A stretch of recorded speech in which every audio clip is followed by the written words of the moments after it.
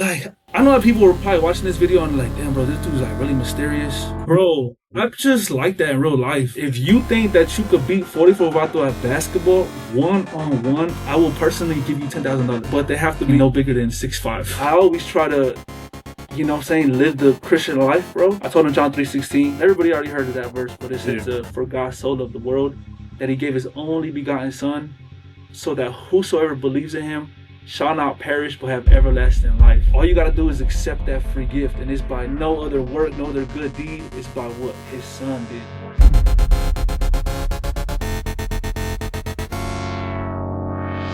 Mile High Minute, #1 blog in the universe, man. Today, we got a very special guest, one of the hottest Latin media personalities in the world right now, not even just West Coast, US, just in the world. 44 Vato, man. What's the word? How you doing? I appreciate those kind words, bro. I appreciate you having me.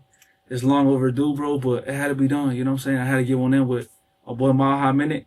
Yep. So I appreciate you having me on, bro. Yes, sir. I appreciate you too. I know we had spoke about it probably a couple years back, and you know, but it all happens at the right time. Well, it's lucky been a while. I remember at the beginning of this year, I was like, I think we were trying to line something up. Yeah. And it just didn't happen, bro. Right. Like, we're 6 months later. But. Yeah, we're here now. Honestly, like, I didn't even realize you was tapped in with Denver at all, or, you know, the Colorado scene. Sure. Like, when I first seen you, because I was just like, oh, he just be, you know, like hella viral. But then when I seen you follow me, I was like, oh, 44 Vato followed me? He tapped in? I've been knowing about Mile High Minute so damn long, bro. Like, it's crazy. I don't know what was the specific like post or something, but it was like one that must have went pretty viral. It's probably a list or something back. Yeah, it's probably like a list or something. And I was like, damn, Mile High Minute. And I think one of the homies was like, this is like a blog page from Denver and whatever. And I was like, oh, bet, bro. Yeah. And I think you're really a pioneer, bro. Yeah. You know what I'm saying? Because like there might be other smaller pages that do like Denver stuff, Colorado stuff, but you're really the hottest one, bro. Well, yeah, I mean, I got my sauce from, you know, out of state blogs, Say Cheese, Zach TV, Vlad, you know what I'm saying? And I was like, man, Denver needs interviewers, you know what I'm saying? So, yeah. Or at least like hip hop focused interviewers. So, you know, I appreciate that. And your shit, same goes to you, man. You carved a whole new lane. You got people on the TikTok doing the same shit, bro. I be seeing it. I even tried it to a certain extent. So I feel like this will be a good conversation because I feel like we're both pioneers in our own ways, you know what I'm saying? So yeah, for sure, bro. All right, so let's get in your backstory a little bit. So your family's originally from Mexico, correct? We're all from Mexico, bro. Is it Zacatecas? Zacatecas, yeah. I don't know. Excuse me. I'm from Zacatecas, you know what I'm saying? I'm not even from like a big city or not, bro. It's like, this is like a small town. Yeah. And I always tell people it's from Loreto, Zacatecas. Loreto is like the big town. And then where I'm from is from like a little village. But you see, I can't say the village's name because I've already received like a lot of like death threats by the cartel. Mm-hmm. So I can't like really like go too much deep into it. And it's just from just reporting news, bro. Right. You know what I'm saying? What kind of threats, if you maybe give an example? Yeah. So I actually just got one, I want to say like 2 weeks back. You know, the funny thing is, I don't know how these people get my information. I don't know how they get my phone number. These people will like get my phone number. This one specifically was 2 weeks ago. And it was from like a Mexico type of area code, bro. Yeah. And they were calling me. I'm just like holding the phone. I had literally just got up. You know how like whenever you first get up and you're like kind of like, you're kind of like, kind of out of it, you know what I'm saying? And they were just like, we know exactly where you're at, but they're talking about like in bad words, like in Spanish bad words. Right. And they're just like, we're gonna get you. And I was like, all right. But see, the thing about it, they told me the location, but it was a wrong location. It wasn't my address, bro. You know what I'm saying? So I'm just like, are these dudes just playing with me? And the address that they said, it was something that I know about, but it wasn't where I was at. Right. So it's like, they couldn't get me, bro. You know what I'm saying? If they were trying to do that at the moment. So when did you come to the U.S.? I actually already lived like in multiple different places, bro. But yeah, Zacatecas was one of them. That one was only for about like 5-6 years. Okay. You know what I'm saying? So you were born there? Yeah. I'm born in 44ville. You know what I'm saying? 44ville. You know what I'm saying? But 44ville, and then I lived in, you know what I'm saying, Zacatecas. I lived in Dallas. I lived in Denver, and I lived in San Francisco. So those are like the 4 different places. And so that's why I always tell people the 44, it comes from all of those different places because this right here, we're in Denver right now, right? Yeah. 44th Avenue is literally where I used to live at. And then you also got Dallas, which was 4014 Pringle Drive. I know it's not 44, but it has 2 4s. Yeah. Right? So 4014 Pringle Drive. And then Zacatecas, it was Calle 44. Calle 44, you know what I'm saying? And then San Francisco, room number 44, bro. That's wild. So that's what I'm saying. So it's like, I make sure I put that 44 to use, and now I'm 44 Vato, bro. 44th Street is the Quig Newtons. Did you grow up there, or did you grow up somewhere else in Denver? You know, I think I know which ones you're talking about. Those if those are the right ones, I think they're on 44 or 40. I think it goes from like 42nd to 46. If those are the same ones, bro, I do have like some homies that do stay out there or like around there, you know what I'm saying? So shout out to those homes right there, bro. And truthfully, I've seen just so much different people, bro, from all walks of life, you know what I'm saying? Through, you know, Denver, whether it be Dallas, whatever city, bro. So the thing about me, bro, is I'm always trying to start conversations with people. I consider those people friends, but they might not consider me friends. What about San Francisco or Dallas? What were there like any specific neighborhoods or anything like that? Or bro, you know what's so crazy is like San Francisco, like though I did stay out there, bro, I never really tapped into like the hoods. Like, bro, you know where I used to live at? I used to live in Chinatown, bro. Chinatown's wild. I used to live in Chinatown. And you know what's crazy, bro? There used to be some like gangster ass dudes, bro. Oh yeah, for sure. From those gangs, I don't even know what it is, the Yakuza gang or something like that. And you know what's crazy is when I was staying out there, bro, they would be charging their tax, bro, like in the apartments. Yeah. Like these apartments right here. To stay there? Yeah, now, but that's the reason why I moved out of those. I only lived there for 4 months, bro, because I was like, yo, how is it that every single time, bro, they're treating me like everybody hates Chris? They're asking for $1 every single time. You know what I'm saying? Like, let me hold $1. They were talking about let me hold 10 though, and it was like, damn, bro, like, I'm over here working at Chipotle. You know what I'm saying? So I only lived there for about 4 months. Then I moved out, and it was still in Chinatown, but it was a nicer place, bro. That's what I gotta say. What did you think about Chubby's? We'll go there since we were talking about North Bend a little bit. Is that the original one? The original one. 38th and Lipan. Let me think about it real quick. I think that's the one that is that the one that's like, wait, is it abandoned now or? No, it's the original. Okay, the original Chubby's off 38th and Lipan. Okay. I think I might be familiar with that. But I think that they were known for like their chili cheese fries. Just the green chili in general. Yeah. You be eating a lot of green chili out here? I'm not gonna lie, bro. I'm not a fan of green chili. Like, bro, I literally hate green chili, bro. Like, we have a word for we have a term for that type of food. It's called no sabo food. Yeah. And so, like, me being really Mexican, bro, like, I don't really like no sabo food. And so, like, I really stay away from, like, smothered burritos, chili. They have like, so much different foods. And I'm just, like, to each his own. But to me, bro, I'm only sticking with authentic food, authentic Mexican food. So, you know what I'm saying? So, chili, I tried it one time, bro. I'm not gonna lie, bro. It made me throw up. Damn, really? Yeah, bro. I literally made me throw up, bro. Do you like it? I love it. It's like one of my favorite foods, man. Whatever place you go to, bro, you make sure that you recommend it to me because I want to go there. Okay. Is it Chubby's? Chubby's is good, but I've had better green chili. Like, Chubby's is good for just, like, kind of quickish. I like Real Dominos. They have some good, more sit-down style. I think they have some good, better green chili. But I hear what you're saying, because you're saying, like, since you're actually from Mexico, like, you were born there, your family is more, like, authentic Mexican. Bro. So you probably think Cali's Mexican food is better than Colorado then, huh? Damn. You know what, bro? There is some Colorado food that is better than California food.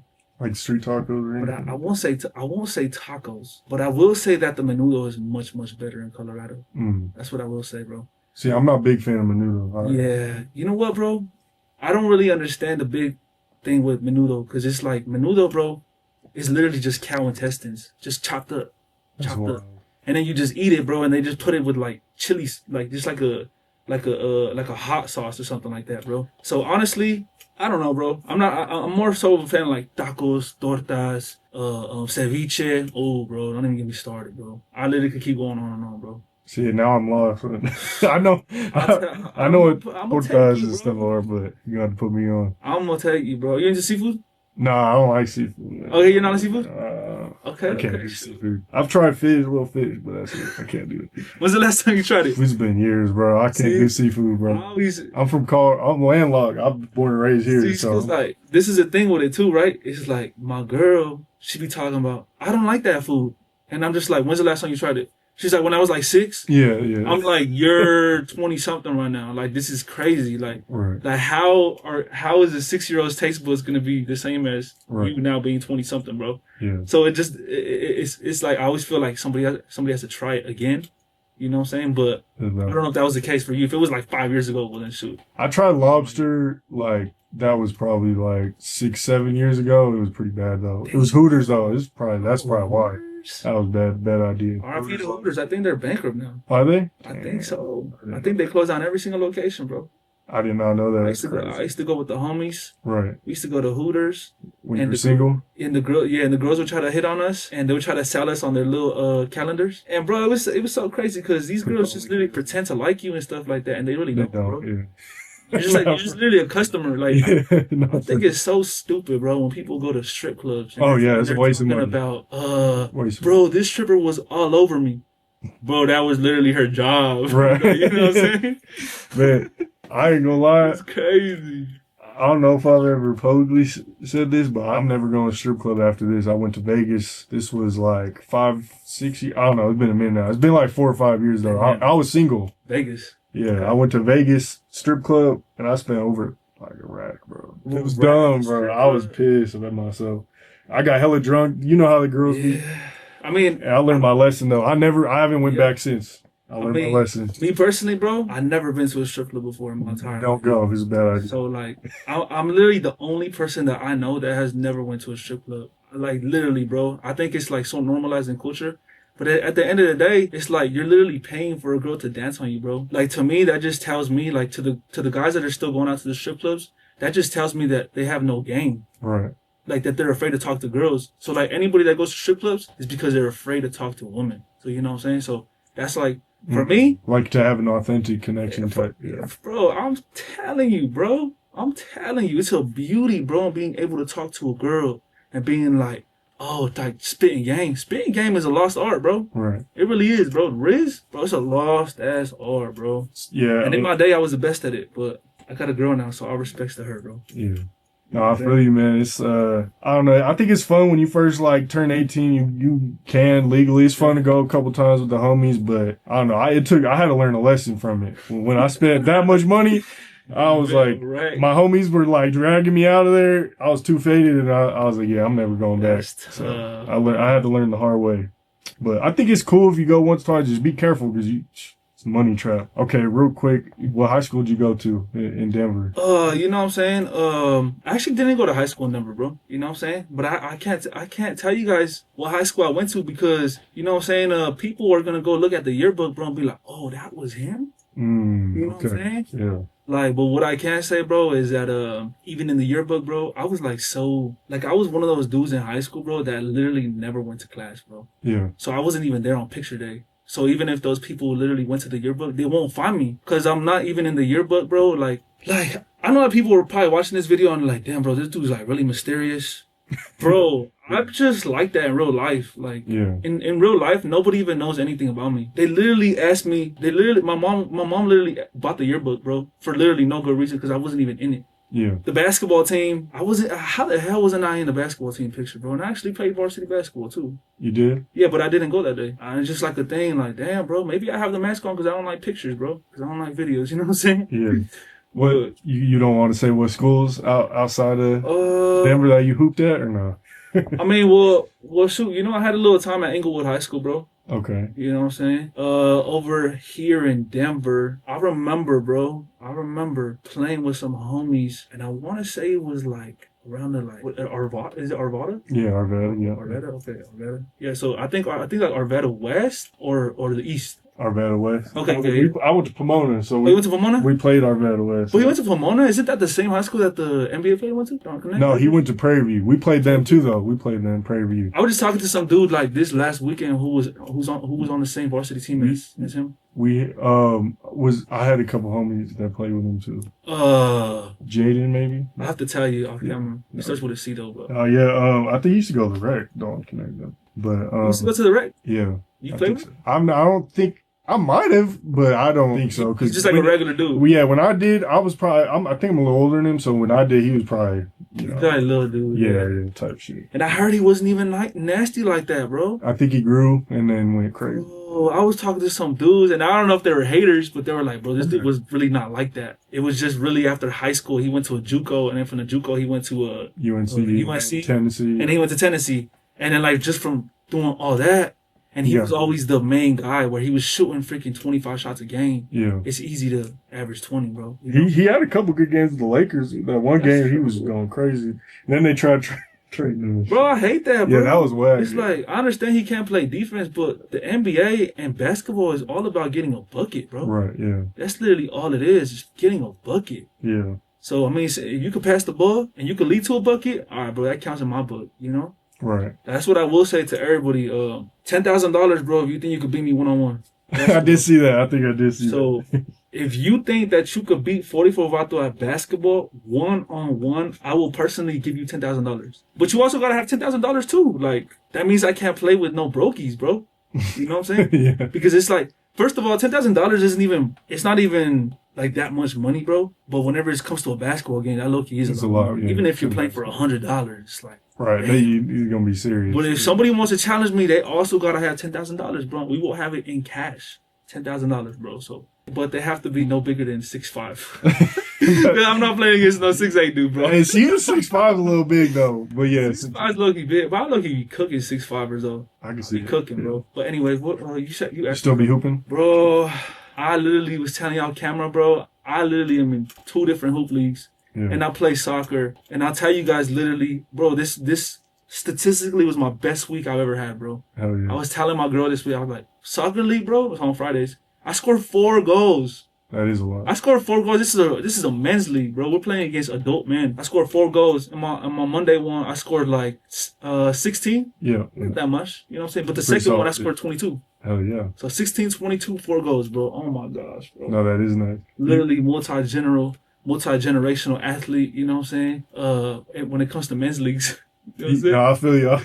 When it comes to men's leagues, bro, we don't get paid for it. Right. But it's fun though. It's a good workout. It's an ego thing, bro. It's a pride thing, you know? Yeah. You be eating a lot of like sardines and shit, I be seeing. Sardines? Or you were, huh? And like, give some health tips. You be working out a lot outside of that? Yeah, bro. Outside of hooping and stuff like that too. I gotta.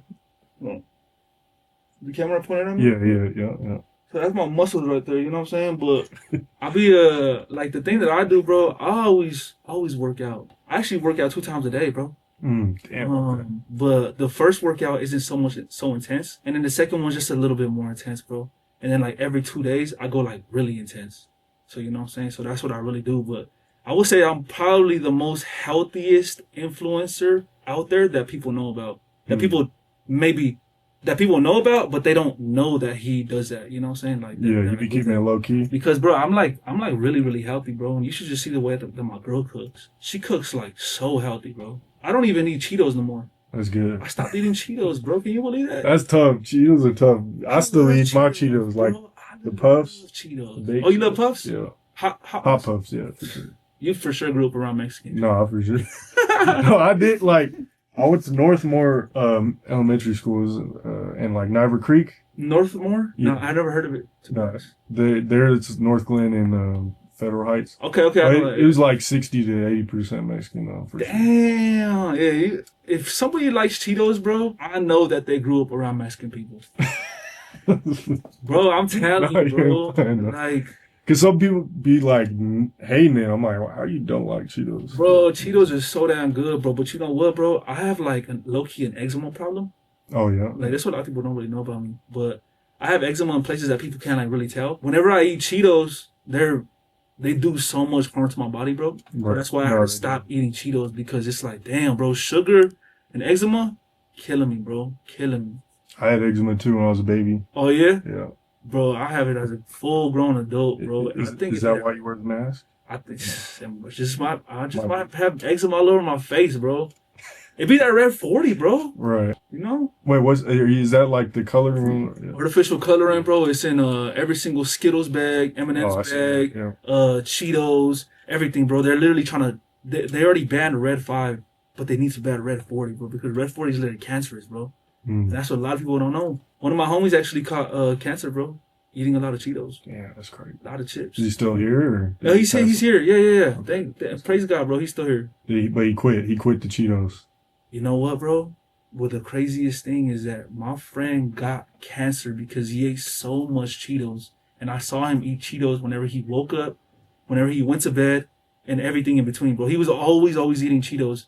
And I saw him, bro, whenever he was in the hospital bed, somebody, literally one of our homies, brought him another bag of Cheetos. I was like, bro, like, this is literally stomach cancer, bro. And you're literally eating more Cheetos. And these people are literally not helping you.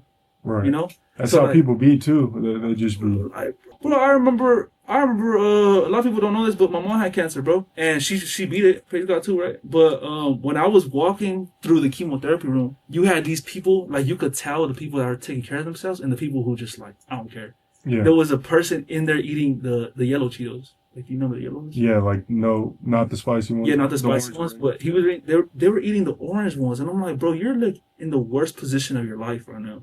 And you're eating a bag of Cheetos, bro. It's the craziest thing, bro. Yeah. It's nuts. It's almost like Super Size Me when that they did that documentary of them fools eating just straight McDonald's. Oh my gosh.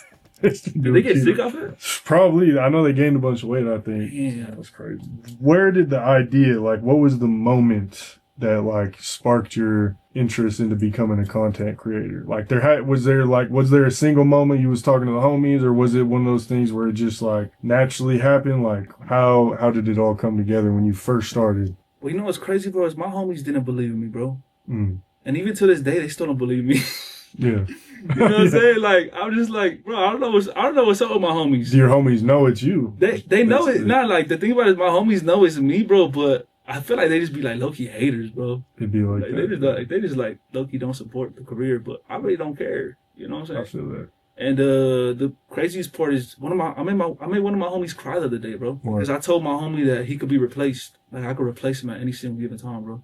And like, this is a dude who I known for like decades, bro. Mm. You know what I'm saying? And I told him, I was like, bro, I could replace you, bro. And he's saying that he crying, bro. But I'm just like, bro, it's true. You know what I'm saying? Like, it's true. Like, people need to understand, bro, that people need to bring value to other people, bro. Right. And when you're just sitting there and you're smoking and it's like you're not really contributing to me, to society, or to, you know what I'm saying, even to yourself. Right. But can you repeat that little question that you had? What sparked it? Like, okay, what you sparked becoming a content creator? Was there a moment you know what I'm saying, with the homies, or? Well, you know what's crazy is I feel like everybody's really built for something. You know what I'm saying? Everybody always goes their own path. Well, this person's gonna be a 9-to-5 worker.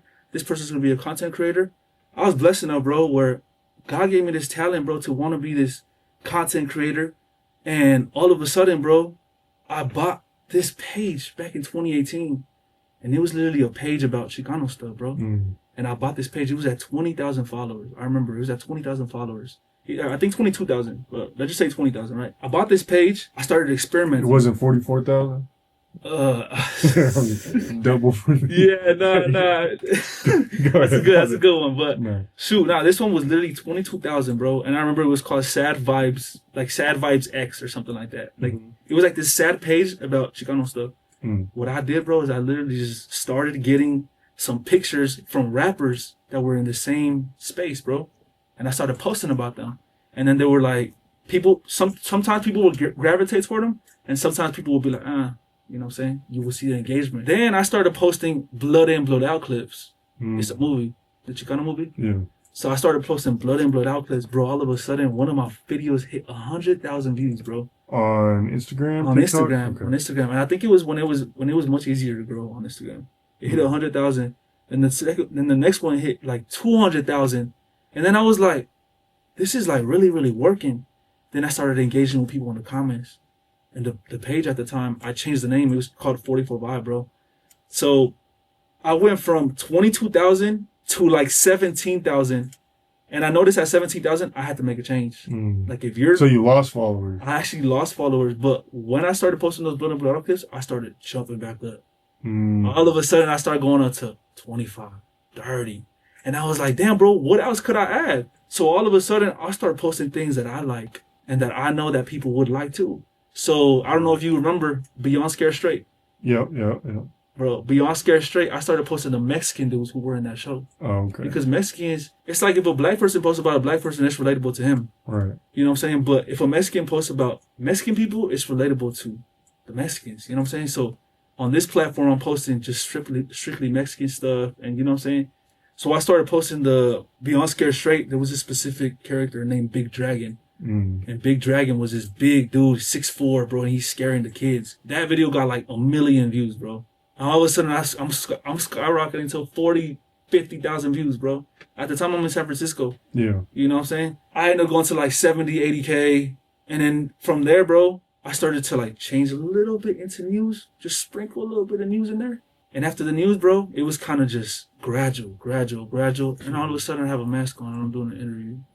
I'm in it. You know what I'm saying? Like, it was literally never stopping, bro. Never, like, I just never stopped. Never ever stopped. And I never looked back. And I realized that even if I had a bad day yesterday with content, I knew that tomorrow or today was going to be a whole different opportunity, bro. You know what I'm saying? So I made sure that it's not just hard work. Like, a lot of people be like, oh, if you work hard, you'll get famous. If you work hard, you'll get clout. It is about hard work a little bit. But you know what else it's about, bro? It's about quality. You know what I'm saying? It's about quality. It's about thinking what other people also like, you know? So at the same time, you don't want to follow trends and be what everybody else is. You want to be yourself, bro. But you got to put everything together and then just come out with your own version of, you know, whatever, bro. Like, how do you deal with like the day? Because I deal with this too. There'll be some days I'll post like 4 or 5 viral videos in a row, 1,000 likes, 2,000 likes, 100,000 views. And then it'll be like 2 days in a row. And I'm like, damn, there's nothing to post. Like, or you know what I'm saying? It's just a little weak. Like, how do you kind of deal with like the ebbs and flows and like the ups and downs of like good days and bad days with the content? I always know that there's always good days and bad days, right? And so the good days, just like exactly like you're saying, bro. Sometimes you get a video that does X amount of likes, X amount of views, and you're like, damn. And you feel like you're on top. You're like, damn. And then the next day, flat, just blank, bro. Nothing. You post 5 times, and you just get like 1,000, or I mean, like I guess like in my case, like say like 900 likes or something. You're like, what the hell, bro? This is terrible. So for me, bro, I started thinking, I was like, I can't be too reliant on news. I can't be too reliant on other people. So I have to be the wave. I have to be, you know, what people are talking about. So you know what I'm saying? So I come out there, bro. And since I have so much content already in my resume, you know what I'm saying, my YouTube and stuff like that, all I have to do is just go clip some stuff, bro, that I haven't clipped. And I just go post it. And if it's a news post, I already know what to look for, bro. If it's a dry ass day, what I'll go do is I'll literally go look at the comments and I'll look at what other people are talking about. Hey, why is this dude wearing this? Why did he do this? You know what I'm saying? So all of a sudden, bro, I'm literally just looking for controversies. That's what a lot of people don't know, bro. My whole page is literally just built on controversies. I was talking to one of my homies the other day. He's a millionaire, bro, and he's in the same exact business. And he was like, bro, it's crazy because like I do so much good for people, but the moment I do something bad, it gets posted and it gets talked about by everybody. You know what I'm saying? And I was just like, bro, controversy sells. You know what I'm saying? And me personally, I get paid off of controversy. It's an art, bro. A lot of people don't really know about that, but it is an art for sure. It's an art, and it's a skill to be able to look at something and be like, that right there has a potential to go viral, bro. Yeah, it's not easy. I feel like a lot of people be just assuming or thinking like, oh, post me, post this, but it's like, it don't work like that. What people have to realize, bro, is that not everybody can be the main character. You know what I'm saying? Like, if you're a rap group and you have 5 people in your rap group, there's only going to be one main character, bro. And everybody else is going to be, you guys better be supporting that main character, bro, because not everybody there could be the main character. You know? So I see a lot of people struggle with that. They struggle with it so much that it ends up becoming their downfall. So when you bought that page, were you like thinking of just starting like let's say a Latin culture, Mexican culture page, or like what was the ideas at the time when you first bought the page? When I first bought the page, bro, there was literally no thought behind it. Like I was literally just like, I just bought this page. I don't know what to do. And I was like, well, I better start posting. I better start posting something. And so... And you didn't want to create a page from zero? Like, what was the idea behind... Because when you create a page from zero, bro, it's actually very, very hard, especially when you don't have a name. So what I did is I was like, I'm just going to buy this page. And it's not the same thing as buying 20,000 followers. It's so organic, It's buying a page that has 20,000 followers because... There's a big difference, bro. Buying a page that has 20,000 followers and you already having a page and then buying 20,000 followers. Because when you buy 20,000 followers, these are literally just fake ass profiles. when you're talking about this page that you bought, you have 20,000 real People. active followers. Yeah. And so with me, I could say, bro, it's one of the biggest success stories. You know what I'm saying? It's actually my biggest investment, bro. You know how much I paid for that? $250. That's nothing. I paid That's $250, crazy, bro. And in fact, some people would even say at the time you got ripped off. You know what I'm saying? But to me, At the time, right? the fool that sold it to me, bro, he had 50,000 followers, bro. To this day, he still has 50,000 followers. That's crazy. And guess how much all the 44 stuff has right now, bro? Millions. It has 1.4 I think, something like that. Like across And Instagram and TikTok. Yeah, bro. So like, if you think about it, it's probably, I don't know. I want to say 1.4. Yeah. Because recently it was like 1.3. I seen your TikTok was 900-ish something. Right? Yeah, it's closing in on a million. Approaching. Yeah, I think something. It's like closing on a mil or something like that. Bro, again, those are YouTube is like 70K almost. 60, yeah. And see, the thing about it, I don't really go that hard on YouTube, bro, as I should, but I want to. YouTube's hard. YouTube's difficult. Yeah, it is, bro. So I'm making sure, bro, that I'm making sure, bro, that I'm growing every single day. And when I bought that page at 22,000 followers, bro, I never thought that we would be here where we're at right now. But I knew that every single day, bro, was gonna be brick by brick by brick by brick.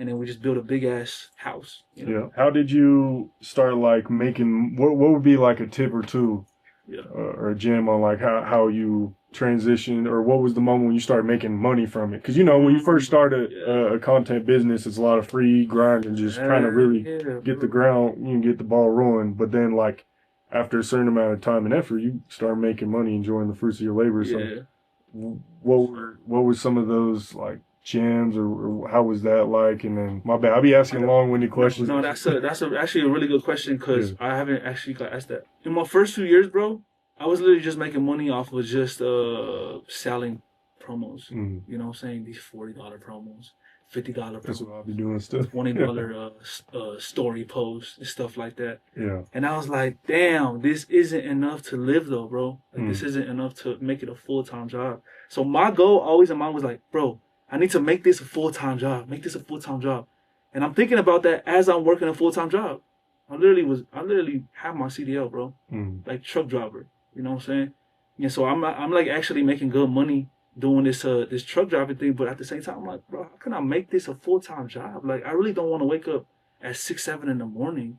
I can go report to someone else. I knew that I had to make a change, bro. So all of a sudden, I'm still selling my promos, and then TikTok comes up. And then TikTok, I'm starting to post. I think my first post was maybe 2021, 2020 or something like that. And TikTok wasn't really paying at one point, but then they came out with this thing called the Creator. It was the one before Marketplace? No, it was the one before that. Because right now it's called the Creator Rewards Program, but the one before that was like something I just got monetized like this year. So. Okay, well, congrats, bro. Congrats. Honestly, they pay a lot, bro. I've started to realize a little bit. Yeah, make a little something on it. Yeah, so they pay a lot, but at first, bro, I was only making. I'll be completely honest with you guys, bro. I was only making like 10,000 like a year. Off TikTok alone, or just TikTok? Yeah, off of TikTok just alone. Off of TikTok just alone. A lot. But that was like, to me, I was like, damn, bro, this is like low key good, but it's just could be better. Money. Yeah. You know what I'm saying? This isn't enough to live. Nobody's living off of $10,000 a year. Right. So I'm making $10,000 a year. 2021, 2022, 2023 was my first year where I was like, damn. Like now it officially changed, because now they introduced a new program called the, I think, Creativity Rewards Program. So they introduced this program where they're paying everybody a set amount per 1,000 views. It's called the RPM. So it stands for rate per mil, so rate per 1,000.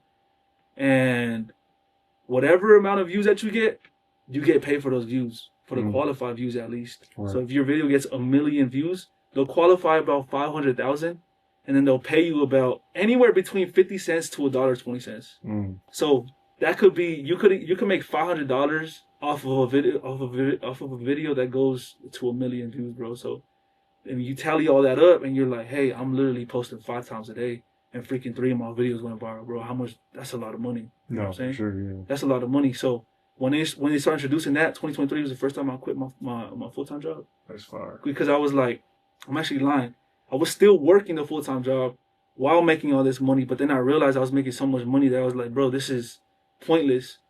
So when the season came to an end with the truck driving, I just quit and I put all my marbles into TikTok, bro. Mm. And then 2024 was the first full year where I was like Full freelance, bro. Yeah, Freelance 100%. that's dope. And I'm providing for a whole family, bro. Yeah, you got 3 kids, right? Yes. I got 3 kids, bro. You know what I'm saying? So I got 3 kids, bro. So like I'm providing for a whole 3 kids and a wife, bro, off of TikTok.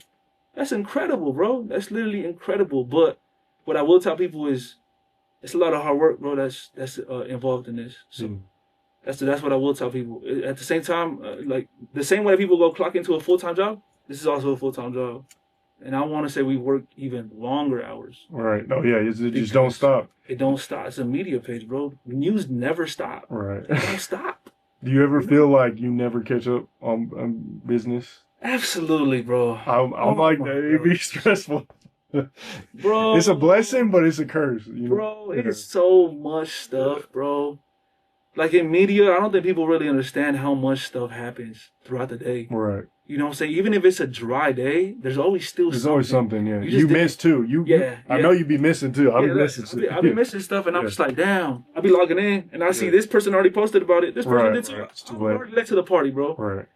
And I'm far away from all my equipment. I can't get to it. So these people beat me to the punch. But guess what? Bro, it's because the thing about it is like, I'm so highly competitive that I'm just like, even though this person thinks he won by posting first, I'm going to add to what he posted by bringing something else to that same exact post. I picked up that gem from you in the Foo Community interview. And I've started to apply that. I ain't gonna lie, I've started applying that to my new shit. It's sauce as hell, bro. Yeah. So like, look, I'll give you guys an example, right? If people are watching this, right, and they're watching it for the right reason, they're going to pick up a lot of gems, right? But if people don't understand what me and him are talking about, it's pretty much, say the U.S. dropped an airstrike on Iran today, right? And they dropped like a 10 airstrike. Every single blog post is going to be like, America just dropped the airstrike on Iran. Right. And then you're like, damn, I just saw freaking 15 blog pages post about this. And you're like, how can I add to this with still being original? Right. So what you Because you ain't going to get paid on TikTok if it's not original. Yeah, so what you do is you're like, hey, instead of me posting the U.S. dropped the airstrike on Iran, how about I post the people that set out to drop that airstrike did this off of pure hatred for Muslims. You know what I'm saying? Like stuff like that, bro. Like just get deeper into the story. Deeper into the story. Yeah. And then tell the viewer that you have deeper inside information than these other blogs have. It makes you different. It makes you stand out. Right. You know what I'm saying? That's literally Keep it going, right there, bro. And it literally separates you from the pack. Everybody else is doing the same exact thing. You come out there, you're different, bro. You know what I'm saying? You're different. That was a gem. I picked that up. And I literally implement that, bro. In stuff I do. The comment one too. The one I told you about the comments. Where I look at the comments and I'm just like, that's a controversy right there. You know what I'm saying? Especially if I see that the comment has a bunch of likes. Yeah. That just tells me that a lot of people are agreeing with it. Right. I'll be getting some good likes on your posts. Sometimes I'll be getting like 2,000. I'm like, damn, I get more likes on my comment than my posts.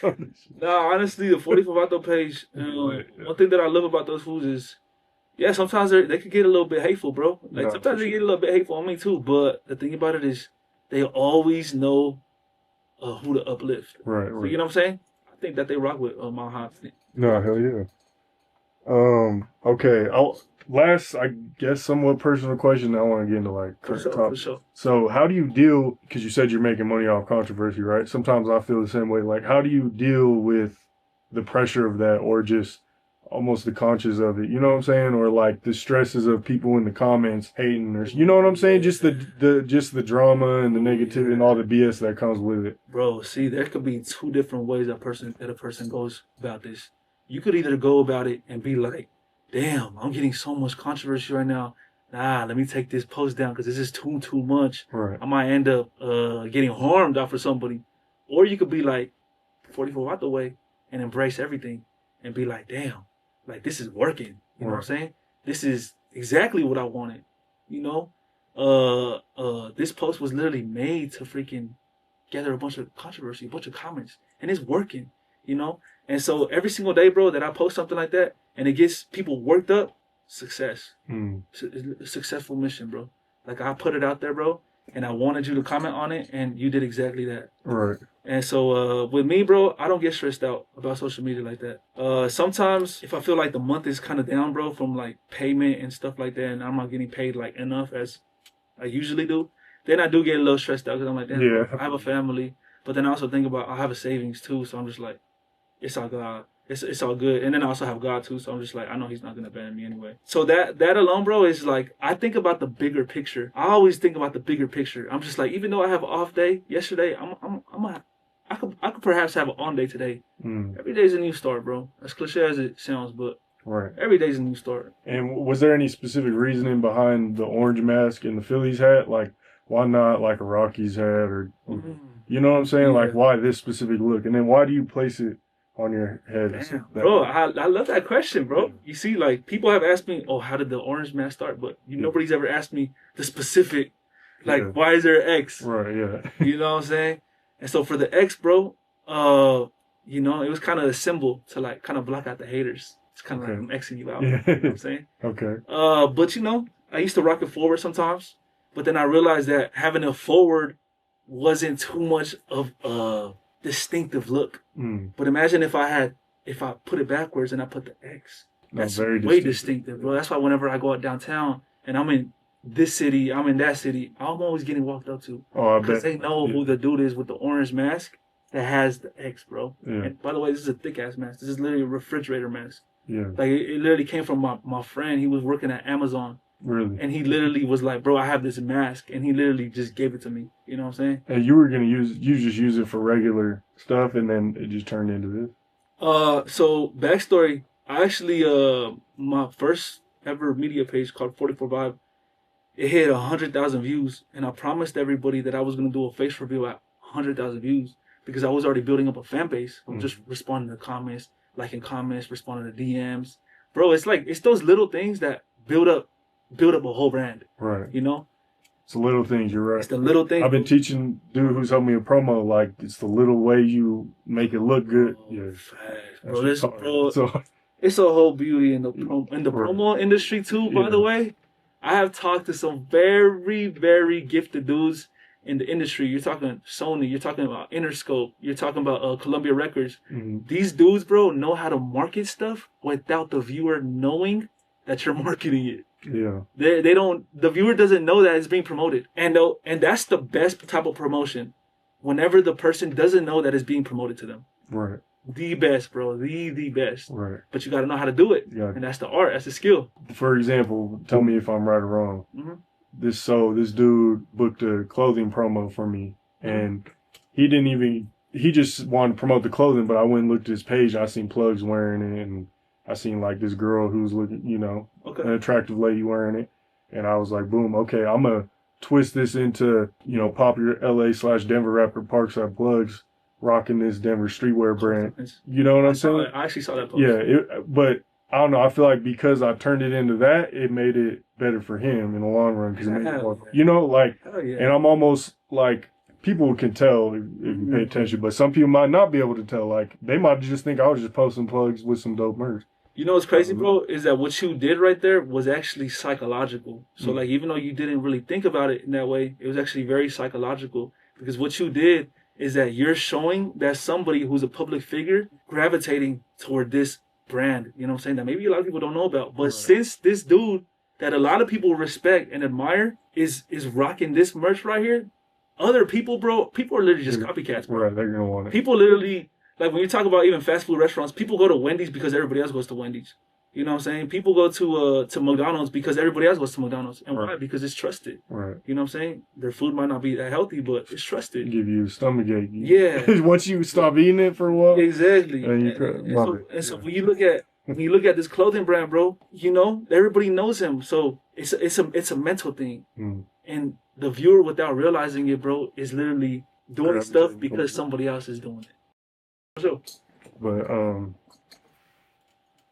okay, the U.S. bombing Iran's nuclear sites. You know, a lot of I'm seeing people saying, "Oh, Israel's got the U.S. by the balls," blah blah blah, and then you got the other people saying like, "Oh, we needed to do that." What do you think on that? What's your take on that?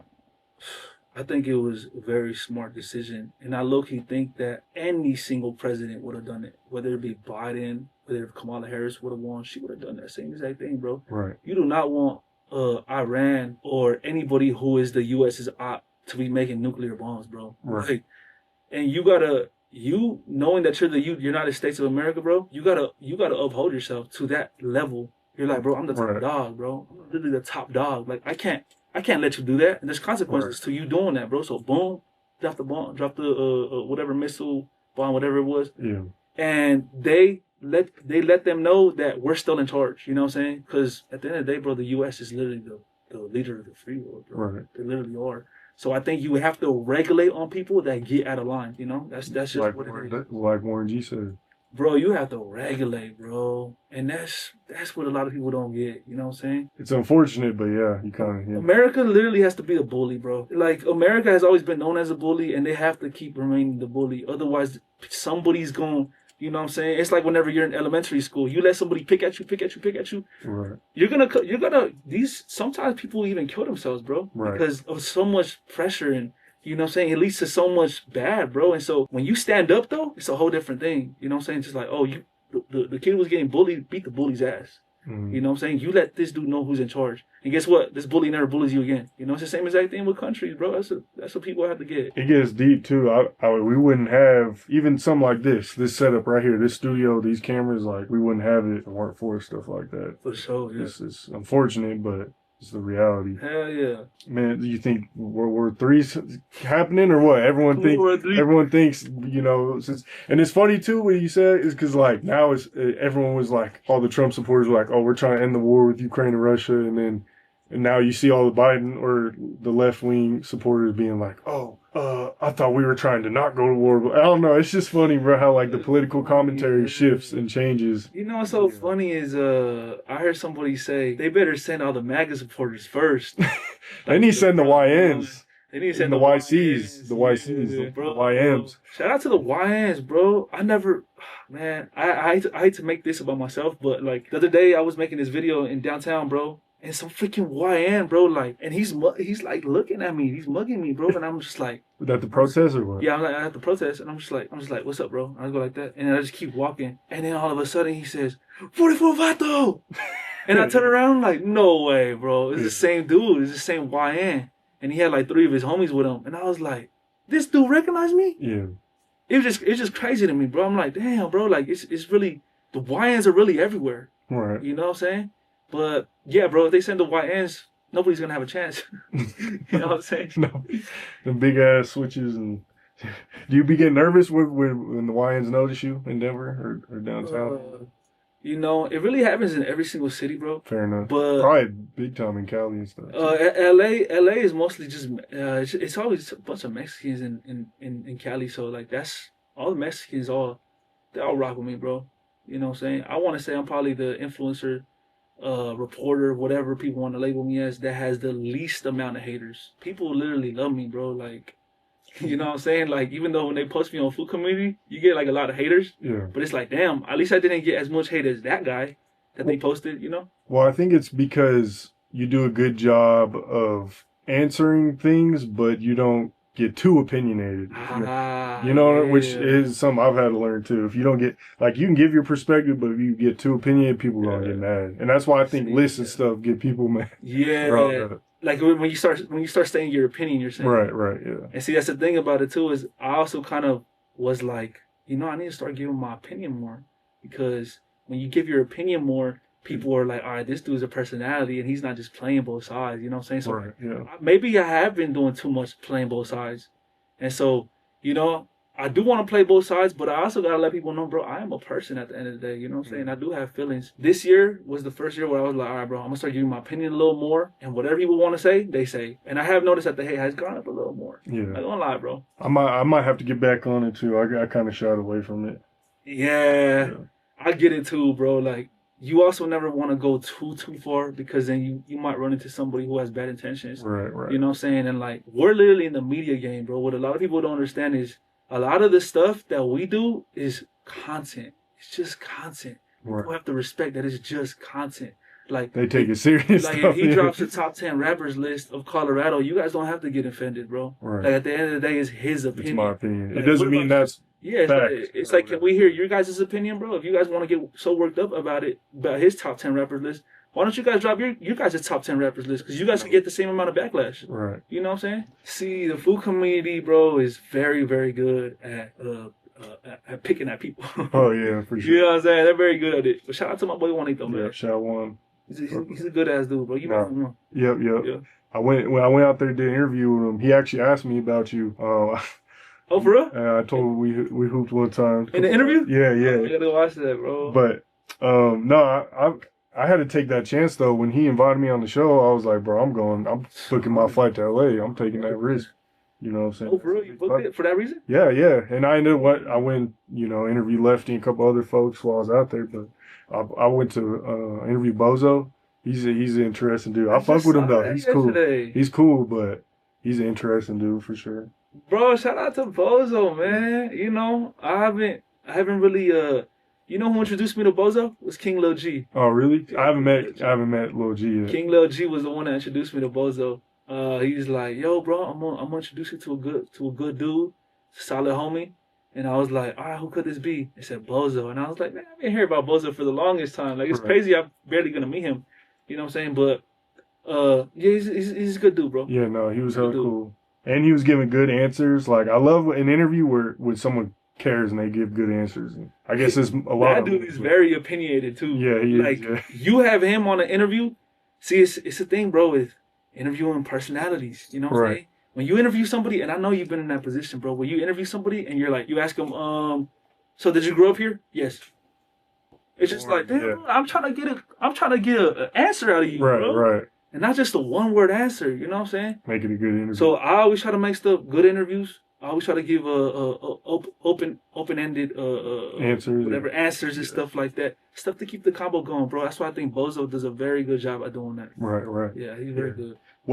I know you're religious, right? I can say that you're pretty religious. Give one example, a quick example of God in your life, or how you've seen God work in your life.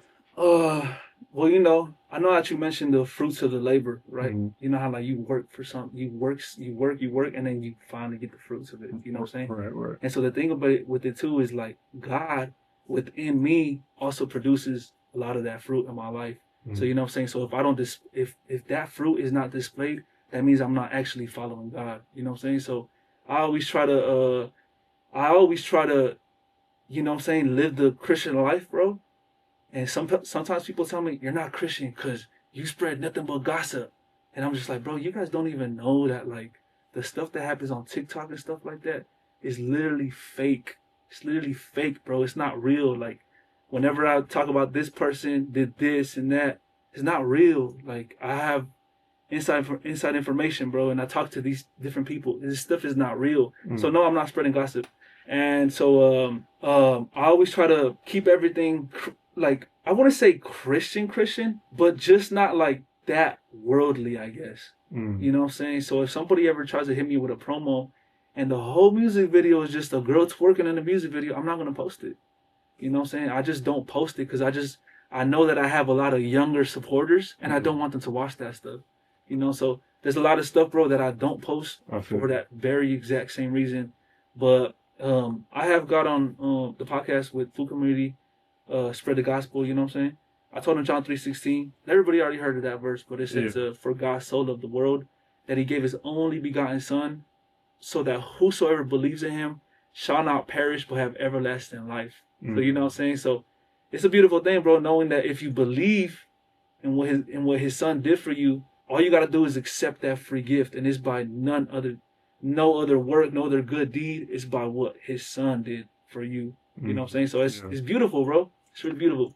I really could have a whole podcast just talking about nothing but Christianity, God, And I've never been invited to one, but I would love to, bro. I actually had this debate with Foo Community too about just like censorship, and because I'll be cutting stuff out because I don't want it to be too dirty, but it's like you kind of gotta, you know. So that's an interesting perspective. The censorship? What Yeah. you mean, like? So, like sometimes when I'm interviewing rappers, sometimes I'll like clean it up a little bit. Just it's what do they call it? I don't know how to say it. I had a word for it. You want to stay clean. Yeah, like I'll let you get controversial to a certain extent. Yeah. To a point where it's like, all right, if you're doing too much where I feel like this some beef or some real shit could stir up from this, then I'll probably cut it out. Because I don't, you know, I don't know. I just don't want to be involved with it. You know what I'm saying? But to a certain extent, like I kind of have to have some of that because otherwise people ain't going to tune in. So. See, that's the thing about it too, is whenever I go on podcasts or whenever somebody's on my podcast, I'm just like, damn, bro. Like if there's too much F-bombs being dropped, YouTube picks it up. Right. They read everything, every single thing. There is a lot of stuff to watch out for in the game, bro.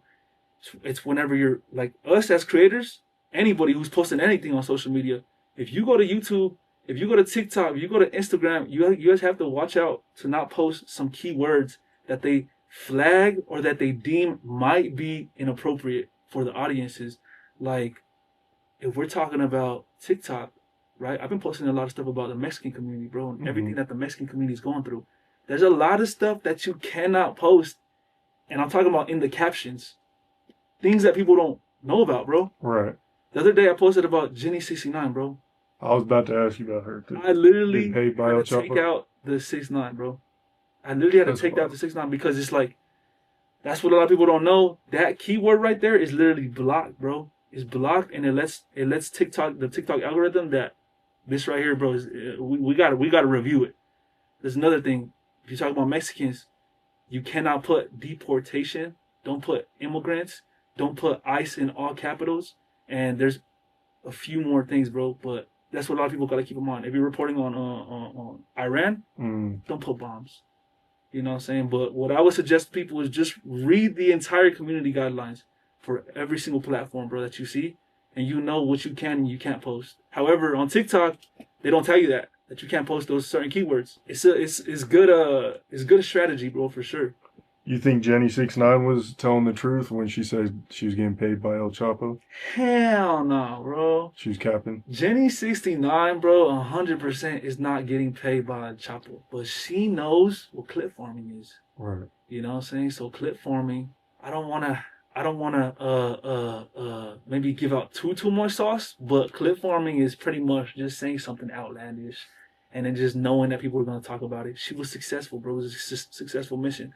But El Chapo literally cannot talk to anybody outside of Florence prison, outside of ADX. Yeah, he's in Colorado, right? Yeah, he's literally in Colorado right now. In the middle of the mountains. In the middle of the mountains, bro. Yeah. And I don't know if you guys know, but there are multiple prisons around there.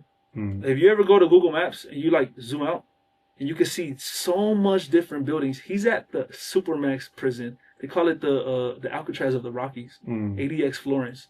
You know what I'm saying? And he's literally inside of a cell, bro, like 23 hours a day.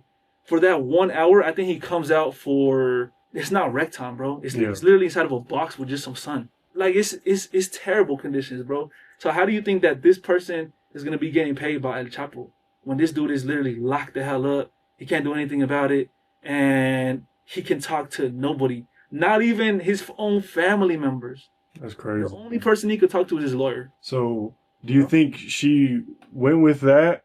Do you think she might have learned from the whole Lefty situation? Because obviously, you know, for the audience, they already know, but Lefty, or Lush on No Jumper said that, oh, Lefty and Jenny69, Lefty finger, Jenny69 on, or at the studio or whatever, and her ex-man walked in, and that's the reason they broke up, blah, blah, blah, whatever.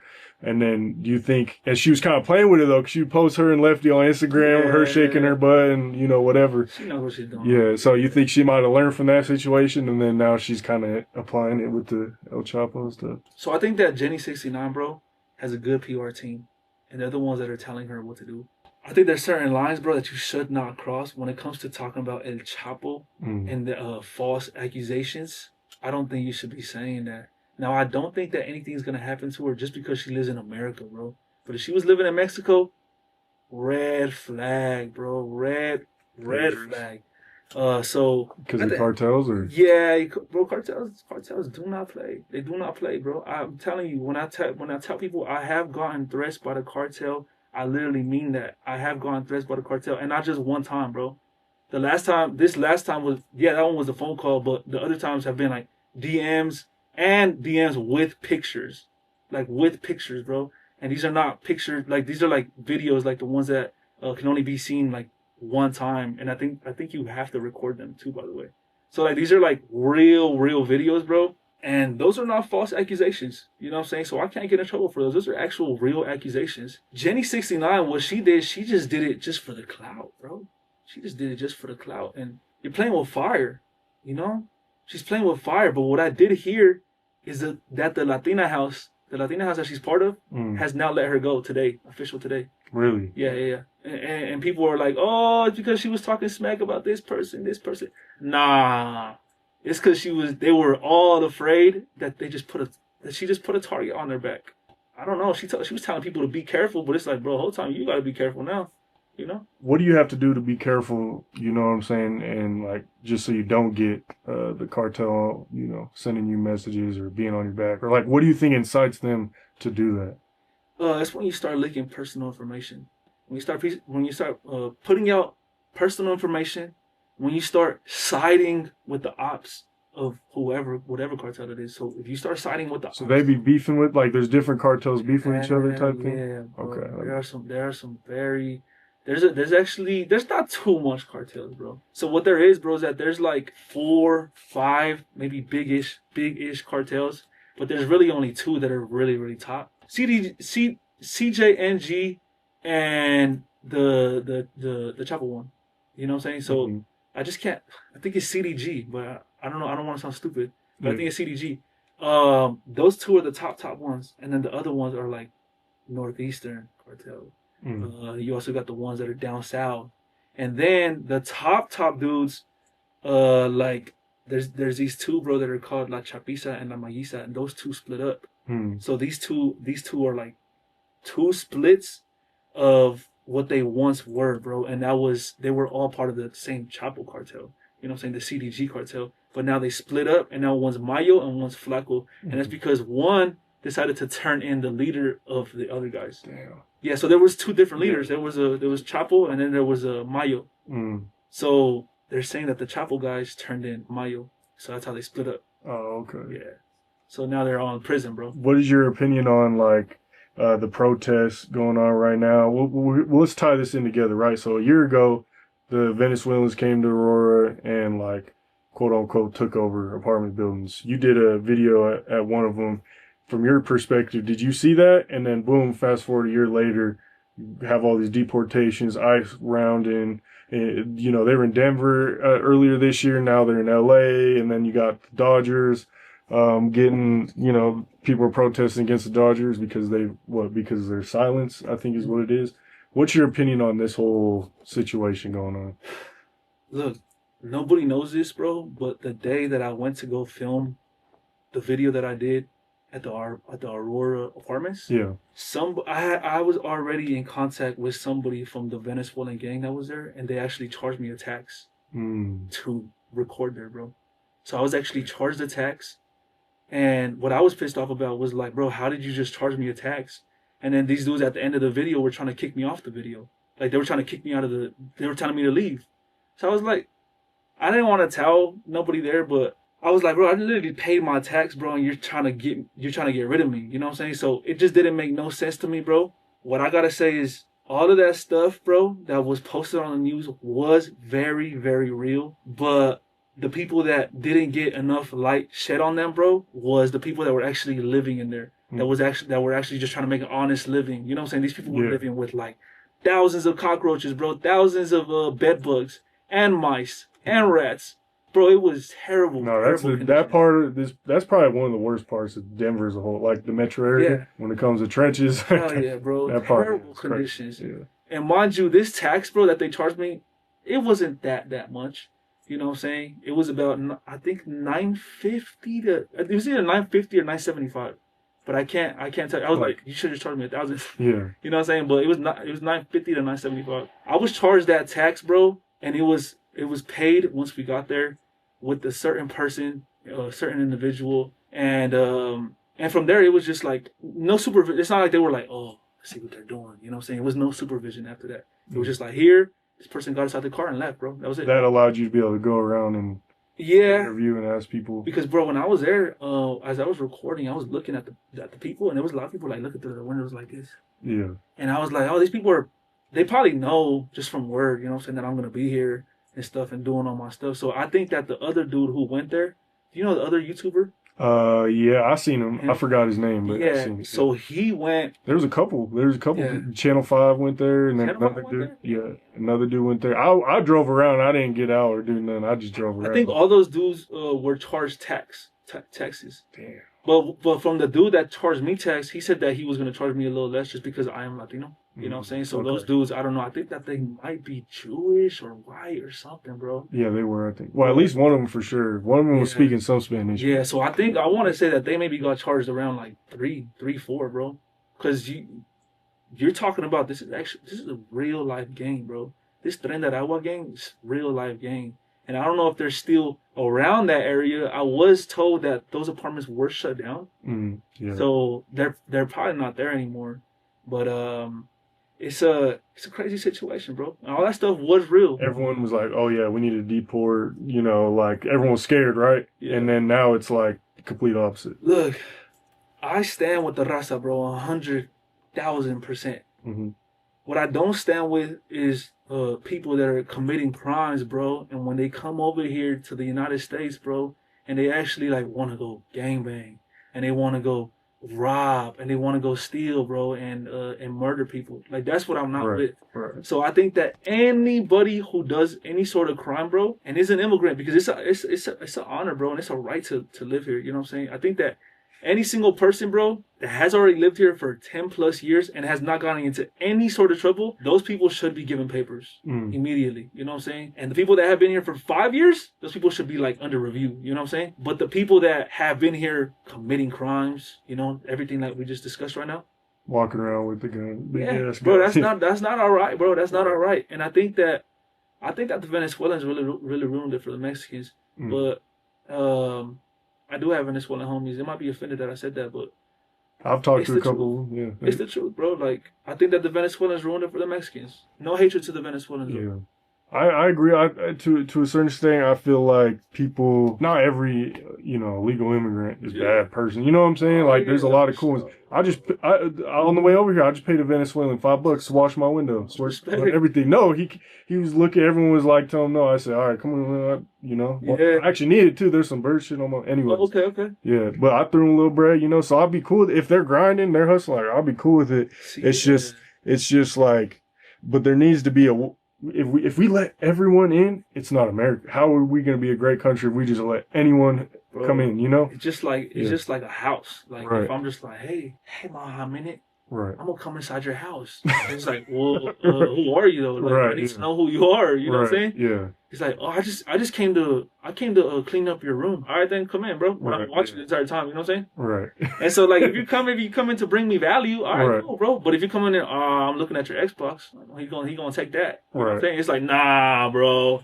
We don't want that. Right. So, as much as Venezuelans low-key did mess up some stuff, bro. But at the same time, bro, they are also contributing to society. Right. Those people, like I said, the people that came in to work. Yeah. To work like the Mexicans work. There's still some lazy Mexicans, bro. There's still some dudes. There's lazy white people, yeah. Lazy white people, bro, from all walks of life. You see everything, you know what I'm saying? Right. But I don't know, bro. I'm always going to stand with the raza, and everything that's going on with ICE is very, very terrible, but it's very important for the people to know your rights. Yeah. You know what I'm saying? And you also got to make sure that if they give you any sort of paper to sign, a document to sign, you don't have to sign it. You don't have to speak to anybody, and you also don't have to open up your door if they do not have a warrant. Now, if they do have a warrant, you kind of have to open your door, and if you don't open your door, you're just gonna bust in. So there's just some rights and some things that you have to remember. You think people are tripping on the Dodgers though, or do you think they have a right to protest? What's that even about? Honestly, I'm kind of lost on that. Listen, bro, the Dodgers do not like Mexican people. They do not like Mexican people. They literally like Mexican people's money. That's all that it is, bro. They were talking about, the Dodgers don't get into anything political. But the first thing that they did they released a statement at the beginning of this year talking about we stand with Israel. So it's like, all right, I understand you guys want to support Israel. All right, go ahead, go for it, right? But at the same time, it's like, how are you gonna close one eye to this certain subject, and then open your eye for this one just because it's selective, bro? It's selective. That's why the Dodgers don't support the raza, bro. They do not support the raza. They're literally just there for the money, and it's a big, big business. And people think that them by doing Latin Heritage Nights and these little bobbleheads and them putting Los Doyers Nights is gonna make a big difference. It's like, no, it's literally just a money grab. When have they ever been like, hey, let's do a free let's do a half off event for the raza or something? You know what I'm saying? They don't do stuff for the raza, bro. They're just literally there to collect money. You know what I'm saying? That's why I don't support the Dodgers anymore. I'm no longer a Dodgers fan, bro. Starting, I think, last week. What about the Rockies? My bad. Shout out the Rockies, bro. What about the Rockies or Padres? How come do they need to be getting some heat too, or what's going on? I think anybody who doesn't speak out. Well, look, this is a difference. So Rockies, I can't say too much about the Rockies, and the only reason why is because they suck. Denver is yeah. My bad, go ahead. But shout out to the Rockies though. They do suck. Yeah. Bro, yeah. My bad. Yeah, no, it's not true. I just this thought came up on my head. I knew some. I'd probably should we protest the Rockies? Yeah, but see, it's because the thing about it is the Rockies don't really stay in a spot where there's so many Mexicans. In LA, bro, when you go to LA, everybody, it seems like, is Mexican. So that's why there's a big, big difference. Them, the Padres, Anaheim Angels. Yeah. You know what I'm saying? Those dudes, they need to speak up about it, bro. Because if they don't, it just lets us know you're not really with the people. You're just there for the business, bro, to pick up a paycheck. Speaking about the Rockies, do they do Latin Heritage Nights? I'm not 100% sure, but I mean, we have pretty deep Latin culture out here, so I feel like they probably do or would or something like that. Yeah, bro. But you know, the Rockies, bro, I don't know what's up with the Rockies, man. Like, first thing that they need to do, bro, is replace Dinger. Yeah. The freaking mascot, bro. We need new ownership. Bro, I really feel like 44 Vato could be the new mascot. That'd be funny. Nah, bro, like, I remember when I was a kid, I was like, damn, bro, why do some of these teams have, like, such boring-ass, like, mascots? But they say that the boringest mascot in all of sports is Dinger from the Rockies. I like Dinger. I think he's cool. I love his design and everything. But isn't he, like, doesn't he just, like, sit there, bro? He's, like, doesn't really... He doesn't be, yeah, that's true. He don't be... He's not like Rocky. Rocky's... Oh, Rocky's whole opposite. Yeah. Rocky and... Wait. Miles is the Broncos. Oh, Miles is the Broncos. Okay. So those two right there are, like, totally different. And you got Dinger. What the hell? How did you... Yeah. Like, bro, they got to switch bro up, man. They need new owners. They need new everything. Bro, the Rockies, man, if they keep it up, the Rockies going to end up leaving Denver. I hope not. I really hope not. I'll be worried. I'll be hearing maybe Utah or something like. You know why the Rockies don't sell that team, bro?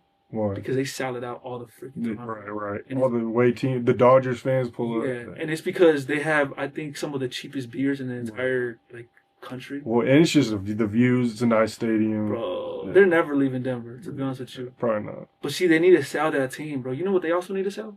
What? Lakeside. Oh yeah, what happened to Lakeside? Is it still popping? I haven't been there in years. Lakeside, man, Lakeside, they need to sell that, bro, to somebody, because the lady, bro, is like literally in her 80s, 90s. Oh, and she has her name is I think Rhoda. You know how there's like a lake right there called Rhoda? Yeah. So it's named after her. She's the owner. And she just doesn't want to sell it, or? She has no plans of like looking forward, bro. Like no plans of looking forward, of just like, oh, we should implement like a water park right here. Yeah. We should include something with this lake. Bro, they have a big ass lake. Right. They're not doing anything with the lake, bro. Not like no boats or nothing in there. No boat, bro. How the freak don't you do any boat rides there? Right. It blows my mind, bro. Like how they're just so cool with. I heard that they even pay their workers like $6 an hour still, like in 2020. It's insane, bro. It's literally insane. Kind of sketchy. I went there when I was younger. It's just like... Yeah. I honestly haven't been there like in maybe 15 years. Yeah, it's been a while for me. But 15 years ago to 2025 looks, I bet you the same. It looks the same. I bet you it looks exactly. I've driven past it 100 times. It looks the same. And it just blows my mind, bro. I'm like, I know that you're making money, but like, what about the people, bro? Damn, it's crazy to me. Are they getting rid of selling Elitches or something? The land or something? I seen Innich's is the one that's downtown, right? yeah, I seen that there was some land. Or Yeah. I think they. They actually sold it. Yeah. To the Nuggets guy. Yeah. Or Cronky? guy. Yeah. Cronky. Because I think they're about to do something. I don't know. We'll see. If we need we need an amusement park, though. We can't just get rid of it. Yeah. I need to do something. One thing that I do like about news, bro, and being in media is how informed I always am on like certain things. Right. Because if somebody asks me something about LA, I'm like, I know exactly what you're talking about. Yeah. And it's just new stuff, bro. Just new stuff. I'm also a big fan of geography. So I do like geography and stuff like that. I wanted to talk about a couple of like Colorado, Latin rap that went viral. I know it's a little old. Did you have an opinion on, FBP getting indicted in that? Yikes. You know what I'm saying? I did hear some stuff about that, but I don't want to go too deep into it. Only out of respect for my boy FBP West. You know what I'm saying? But I did hear some stuff about that, and it's really unfortunate what happened that. But what I do gotta say is FBP West is for sure one of the hottest coming out of the city, bro. Right now, I would say actually FBP West is the most talented out of the whole Colorado. Like I think when it comes to just finding different melodies, you know what I'm saying, and being so versatile, I think this fool right here, bro, he is talented. Very versatile, and his melodies. The thing that I don't like about FBP West though is that he just doesn't drop the music that he previews, bro. I'm like, bro, that song right there is a hit, and it's just like we never hear it. I'm like, man, you gotta drop that, bro. Right. You know what I'm saying? So FBP West, Parkside Plugs, very good combination. I think the FBP West, man, I want to see him collaborate with the AP. They have before, yeah. It was a while ago, but again, that'd be dope. Yeah. I want to see them. I really feel like they could make a hit, bro. You're right.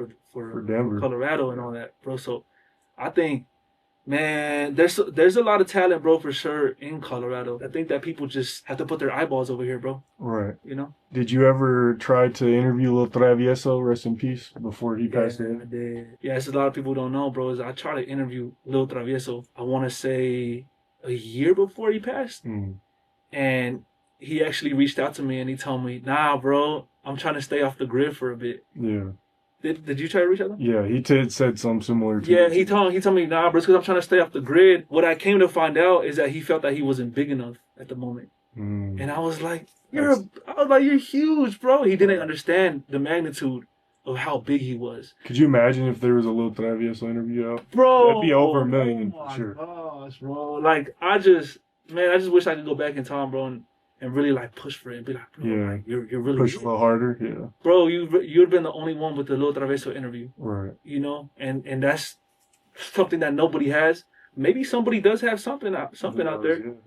But he was like one of the most... I know that he was out there, bro, but at the same time, he seemed very mysterious to me. Right, he did, yeah. Because it seemed like he would only put out what he really wanted to put out, and then all of his personal life is like, wait a minute.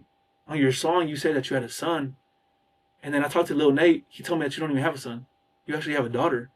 It's either he has a daughter or he has a son, and he rapped about the daughter. So I don't remember how it went, but I was like, dude, this dude is like so mysterious. We don't even know nothing about him really, and he's out there, bro, and he's actually putting on for his section, and this dude he's doing it, bro. And how is it that you go out to LA and you get the same amount of respect? Right. People literally respect you. I was looking at the Bozo interview. Yeah. And he was saying that you couldn't tell a bro was from Colorado or California. That's unbelievable, bro. Right. That's crazy. Well, and it's like, to go to your mysterious point, I feel like if you're involved with Latin hip hop out here, yeah, you knew. But most people involved with Colorado hip hop in general, or Denver hip hop, I should say, weren't really paying attention to him because he was so mysterious. Yeah. He wasn't out there, like, he wasn't so accessible. He wasn't doing a bunch of shows. Yeah. But then, like you said, you go to like LA or something, it's like everyone kind of knew him. You know what I'm saying? Yeah. Like, I don't know. It's just crazy. But yeah, man, rest in peace. I feel like I wish he would have did an interview. I tried to even pay him a little bit. I offered, but like you said, I feel like I didn't try hard enough. I hit him up a couple times. Bro, we should have tried harder, huh? Yeah, we should. Like I feel like if I would have been like, hey, bro, I'll throw you like a band or something. Right. Low key, probably would have been, yeah. Man, like he would have for sure been down. Like, nah, bro. And it's just crazy because you don't really get too much of those opportunities, bro. Lil Travieso was generational, bro. Right, yeah. You look at dudes who have really impacted the game and left like just a legacy. Right. You look at Lil Travieso, bro. You know how much people are still inspired by Lil Travieso? How much people still listen to him? How much Spotify monthly listeners he has? Right. It's insane, bro. It's literally insane. I want to say he's for sure. I don't want to disrespect too much of the people, but he's for sure top 3. Yeah. Colorado. I think No, so. for sure, yeah. And if he's not top 3, he's top 1. I know you have like your favorite rappers. Yeah. Who do you think is number 1? Are we going all time or right now or All time, Denver or Colorado? Colorado. I think tag team just because of that whoop. There it is. But here's the thing. Yeah, but here's the thing. They grew up in Denver. They started tag team in Denver. Yeah. And then they moved to Atlanta, and then that's when the Whoop There It Is came out, and that got popping. So they claim. So really, what I've noticed is Steve claims he's half the duo, claims Denver, and they both claim Denver, but DC tends to lean more towards Atlanta. I noticed, so that's why a lot of people don't know. But yeah, they're from Denver. So I go tag team, Flowbots, no handlebars. Are they considered rappers? See, but they're like a hip hop group band, but they're not. Yeah. But when it comes to gangster rap, yeah, I mean, LMFAO? I don't know if they're from here, but definitely Lil Travieso. I'd say. LMFAO's not from. Okay, if we're looking at all genres of hip hop, he's probably top 5. But if we're looking at rap or like gangster rap, he's probably number 1 for sure. Oh yeah, for sure. He's for sure number 1. But if you're looking at rap in general, I'd say probably definitely top 5. Current, like definitely probably number 1. If we're talking about like the last 5 years or so. Low key, bro, there was this very underrated rapper. Now he's not for sure. He's not like in the all-time list, but there was this dude, and he's actually in Norte, bro. He's actually in Norte. Now I don't know if you ever like go look him up. Go look up One Silent 4. He's from Denver. He's from Denver. I'll look him up. Yeah. He's lucky tough, bro. Now I don't know if he raps in English. I think that certain song was in Spanish.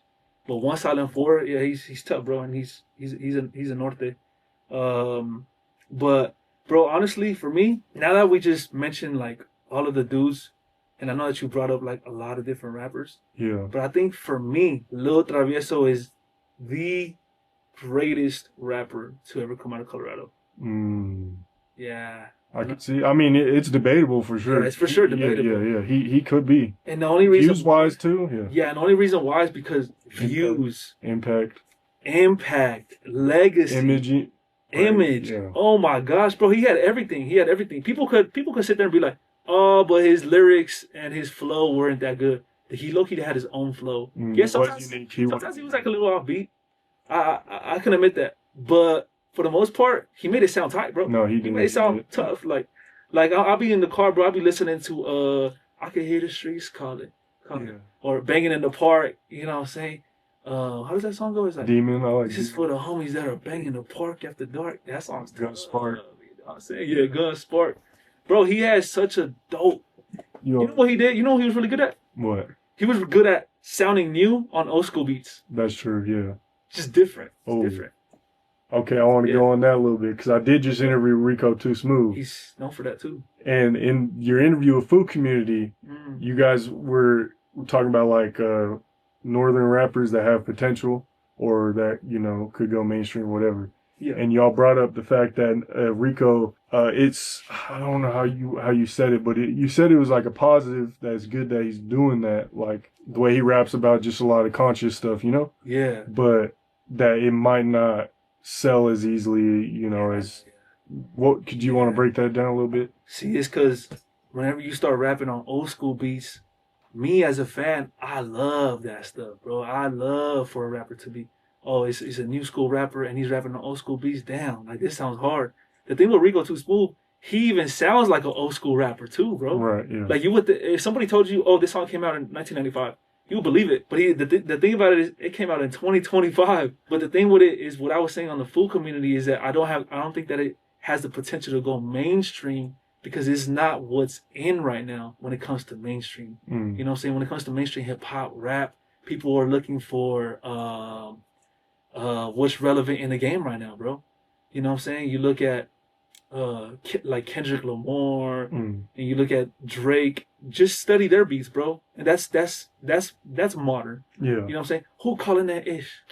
Who calling that ish? Yeah. Like Nokia, bro. Right. That's like the new sound, you know what I'm saying? This whole upbeat. But the thing about it is Rico too smooth. I feel like he could still get it on one of those newer beats, bro. Yeah. And make it sound good. It's just that maybe, I don't know if he experiments enough. I don't know. I don't really listen to too much of his music. Yeah. But he might just be sticking with the script. And if it sells, bro. Do you think he could have longevity? Like, Yeah. I think that's what the pro of what he's doing is more longevity versus sometimes the other stuff can be more popular, but then I mean, let's keep it real. Like, people die and they're in jail. You know what I'm saying? Yeah. Personally, I feel like Rico Too Smoove is gonna be the most successful rapper out of the whole like northern part of California. No disrespect to the OGs, and I'm not even talking about the OGs. Like Big Tone or A-Wax. Yeah, but I feel like he has the most potential to go mainstream because, like I said, I know that he doesn't rap on newer beats, but once he makes that switch, you're gonna look at a dude who has the same potential as Lil Durk. He reminds me a lot of Lil Durk, bro. Like low key, like even the way that he is, like how he's so tapped into his community. Yeah. And bro looks, to me, bro, Rico Too Smoove, he looks like sharper than like a lot of rappers. And I don't know if you caught that, but his brain is like very intellectual. He looks like bro could have been like an A+ student, not to glaze. He was in college at one point. He was in college, bro. And that's the thing about it. When you talk to different people, you're like, is that dude slow? Like did I just have a combo with this dude? And like whole time it's like this dude's slow or something, bro. Right. No, for sure. Bro, I'm telling you, there be some rappers in the industry. I'm like, you're sped, bro. Right. Like, this is crazy. like a lot of the bigger rappers. Making me feel like education is important. That's what I'm telling you. I'm like, and not even just college in general, like just. Bro, I think most of the rappers in the game are low key sped. Like, I'm like, no, but then you run across that few amount of rappers where you're like, oh shoot, this dude's like, he's got some game. Yeah. Like a Kendrick Lamar, he's smart, bro. Right. When you look at a Drake, smart ass dude. So when you look at Rico Too Smoove, smart, bro. Yeah. You know what I'm saying? I definitely picked that up. When you come to, I haven't interviewed too much like Colorado rappers, but I think like Lil Nate, he was like on the smart. Yeah. You know what I'm saying? He was for sure on the smarter side. And so you look at these dudes and you're like, bro, these dudes just wanted to mess around, but they're actually smart. Right. J. Cole, smart as hell. I think straight A student, and also went to college. I think AP's another one. He's real smart. Yeah, bro. I think that dude too. He's smart ass dude. So there's definitely a big majority of people that are sped in the game, bro. Yeah. There's that. There's also these people that are very smart. I think Rico Too Smoove falls in that category for sure. When Lil Travieso passed, do you remember where you were? Or do you remember hearing about it, or like, what was like your initial feelings when that happened? I think it happened in the summertime, if I'm not mistaken, correct? Yeah, I think it was like July or something like that. 2022. A couple years ago, it might have been 3. Yeah, I think it might have been because I think they said it's the 3rd anniversary. Yeah, the thing's coming up. I just remember like looking at the details, and I remember I posted about it, and I actually made a video. I was one of the first people to drop those news, bro. Mm-hmm. And I remember somebody told me to take down the video because I said something that was wrong in that video. I said that he had that he left behind a son or a daughter, but I ended up. I think I posted it after I seen you post it. Yeah, and I ended up getting it wrong, and then like I was like, damn, bro, there's no way that like Lil Travieso passed, but at the same time, I don't know why, bro, but whenever it's like a really gangster ass dude that passes away who was really in the lifestyle, it doesn't really surprise me too much, just because they knew the game that they were playing. Right. You know? Yeah. So it's like if you're in the lifestyle and you have all these ops, all these people out to get you, you know that that's an option for you, bro. You're either going to the grave or you're going to jail, bro. You're going to prison, you know what I'm saying? So I would rather see a dude in prison than go to jail, you know? But for Lil Travieso, bro, I remember seeing I think one of the first videos that popped out, and it said that Swifty Blue was about to sign him. Right, yeah. They did a song together too, right? Yeah. He was just about to sign him to the label, and then he didn't sign him. So that was kind of it. And Swifty was probably the biggest at that time. Like, yeah. At that time, he was huge, yeah. Yeah, bro. It's sad what's like all the news that's surrounding Swifty Blue right now. Right. I think a lot of people always try to get in my ear and they tell me, nah, bro, screw that dude. Like, you don't even know who you're getting into it with. But I'm just like, well, to me, bro, like, I don't really judge people off of what somebody else told me. Right. Like, if somebody told me, hey, A Mile High Minute, don't go with that dude, bro. they He's do he's that. an Yeah. asshole. Yeah. He's just gonna look to like embarrass you on his platform. Right. I'll be like, I don't know him though. Like, You seen it in the comments. I remember one time Yeah. when you posted the Lefty interview I did, Yeah, and dude was in the comments talking crazy. We were just cool, and then he's in the, yeah. that's what I'm saying. And so I'm just like, bro, I don't judge people, and I don't make opinions on people if I haven't met them. Right. You know, so that was the same exact thing with, with Swifty Blue too. People always tell me stuff. Don't work with Swifty. Don't work with Swifty. He's gonna get you. He's gonna rob you. I've been in the studio at 3 a.m. with Swifty Blue. Nothing happened to me. So he's not that type of dude, bro.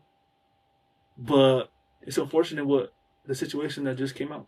Yeah, with I think 19 people arrested. What? Yeah, what happened with that? Like, so what they were saying is that there was a plot to off Swifty Blue, and there was 19 people who were involved, who were part of a prison gang. It's a very big prison gang, Southern California, really all over the U.S.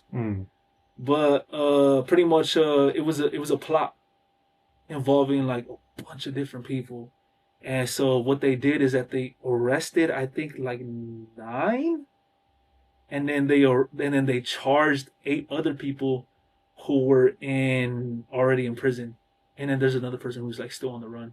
So that was kind of like the details is that they try to poke him up, and they were unsuccessful. They thought that he had died, bro. Swifty Blue wasn't dead. You know that rap song he dropped, that diss song, or he dissed like pretty much every poppin' like Southern LA rapper. Had to do with it. Yeah. Do you think maybe stuff like that kind of turns into?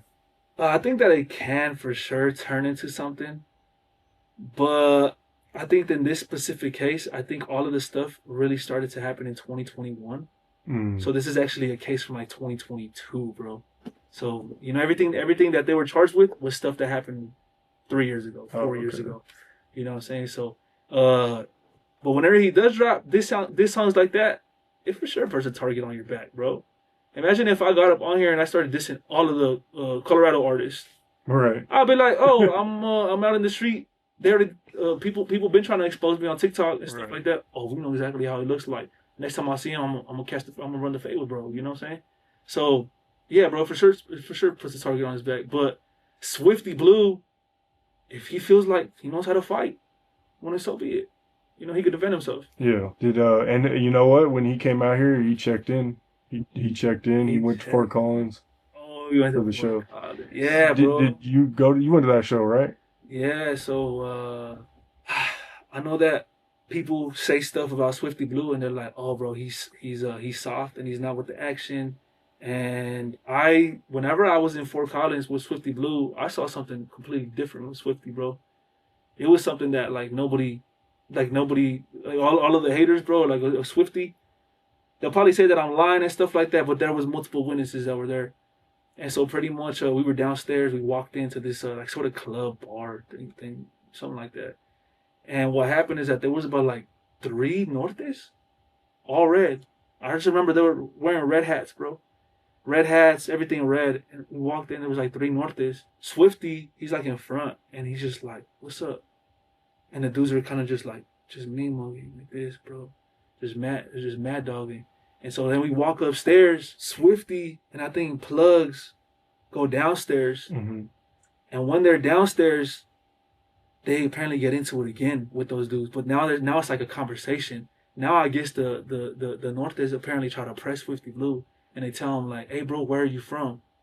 And I think according to Swifty, he said, "I'm from ESP. I'm not even from here, bro. I'm from California." Mm-hmm. And they're like, "Oh, okay, because we're big bad." I don't want to say the gang because I don't want to disrespect the certain gang, but it was a Norte gang. I think it's one of the biggest in Colorado. When they went upstairs, bro, I think it was a Swifty Blue and Plugs, and I was sitting next to Swifty Blue, and one of the Nortes, bro, craziest thing I ever seen. He came up to Swifty Blue and tried to apologize. Bro, he tried to apologize, and I want to say it was actually 2 of them. Well, the other dude stayed downstairs, but 2 of them came up. They were like, "Hey, bro, I'm sorry. You know what Swifty Blue did, bro? He got up, bro, and he socked both of them. That's wild. Like he was like, the music was so loud that I couldn't hear what Swifty was saying. He was literally right next to me right here, bro. And he starts like, and then the dude, and there's a table right in front of us like this. And the two dudes come up, and they're like, hey, bro, I'm sorry for what happened downstairs. And Swifty was like, nah, homie, nah. And I just see like his mouth go like this. And then, boom. And then the other dude steps in, bro, into the picture. Boom. And he socks both of them, bro. And you know what they do? Nothing. That's crazy. Nothing, bro, nothing. They literally just turned around, and I don't know if maybe they felt that they were outnumbered, because it was me, Swifty, plus my other homie, and I think like two more heads. I think that they might have just felt like, hey, they're a little outnumbered. This is maybe a battle that we want to have. But at the same time, I just don't feel like they should have apologized. When I seen they were going to Fort Collins, I was like, yeah, that's risky. That's Northern Colorado, you know? For real? Like, I mean, Fort know Collins is a college town, right? Yeah. I was born there. I was little though, so I never really seen no gangbang and nothing out. But like, that is Northern Colorado, you know? So it's like off rip when you see that, you're like, oh, that might be some issues, or there might be something messy or something going down, you know what I'm saying? I don't know. So. And see, the thing with it is, Swifty, bro, he lives in Southern California, so like he never runs into Nortes. But the time that he runs into Nortes, he literally socks two of them. You know what I'm saying? And I think that the table really held him back. Because otherwise he would have probably, I don't know, done some other stuff. You know, well, Plugs, he's with us, bro. He's a boxer. He was there and he was kind of just watching it just with us. You know what I'm saying? And then Swifty, Nate was there too, right? Little Nate. Yeah, I think one of them actually got knocked out, bro. So one dude, like, he kind of just went like this. And I just remember he turned like this. And he just starts walking away. And his homie, he's the one that got slid. He's on the floor, bro. Yeah. And he's on the floor and he's just kind of like looking up. He's probably thinking that we're going to jump on him. It's like, nah, bro, you kind of already lost the battle, you know what I'm saying? That's whenever they get up, they leave. And I'm just like, damn, bro. Now it's like low-key a target on my back too, because I'm about to walk outside, you know what I'm saying? Yeah. So like we might catch some people. But we ended up just getting in the car, bro. We ended up leaving. And Swifty, he was there for the show. He got paid and all that, bro. Yeah. But yeah, bro, that's not to like bash on like the Nortes or nothing like that. It's just what happened. I don't even know if they were even real Nortes. What if they were fake, bro? What if they were fake Nortes? Yeah. They were just trying to throw up a set. A lot of people do that. Like they're like from different parts of town, bro. They're from the suburbs or something. I'm from the norte. Like, nah, bro. Or I'm from the sur.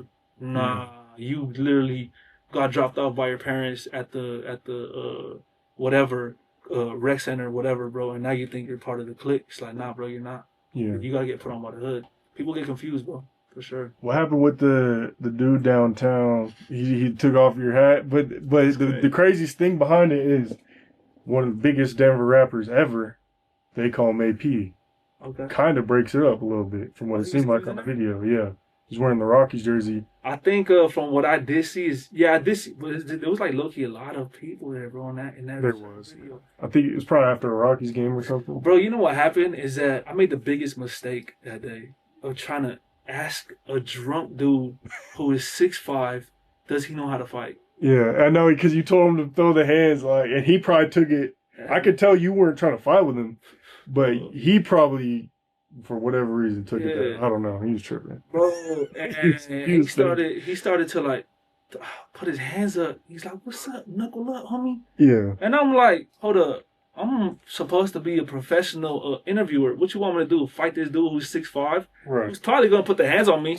Right. Like I'm not the type of dude. I don't have an ego, bro. Like I could tell you right now, like, oh, that dude could for sure whoop my ass, bro. I really don't care. Right. You know what I'm saying? The dude could for sure whoop me. And this dude, I asked him, "Hey, bro, do you know how to fight?" He had just apparently got kicked out of the club. Yeah. And he's like, "Yeah, homie, what's up?" And he's like, "Take off that shiesty." And he goes like this. And he actually grabs my hat, bro. He successfully grabs my hat, but I'm so out of it that I'm trying to like go like this to him, bro. And I'm trying to go like this, and he already has my hat in his hands. I'm like, what the hell? It really caught me so off guard, cause I'm just like, first of all, there's like 25 cops right here, bro. They literally do nothing about it. You know what I'm saying? Yeah. But I'm just like, bro, yeah, like this is literally insane. And this dude taking off my hat, and then on top of that, bro, he literally disrespects me, and worst thing he could ever do. Grabs my hat and throws it into the middle of the street. You know that street that's right there, right? The big street? Yeah. All the Market Street or whatever. Yeah. Blake Street. He throws it right there. All the cars are passing by like this. And then somebody from over there that's on the street grabs the hat and throws it again, bro, toward us. And the whole time I'm like, what the hell? Like it happened so fast. And I remember like one of his homies like grabs the hat and I'm just like, let me see, bro. And I try to like snatch it from him. He's like, nah, bro, here.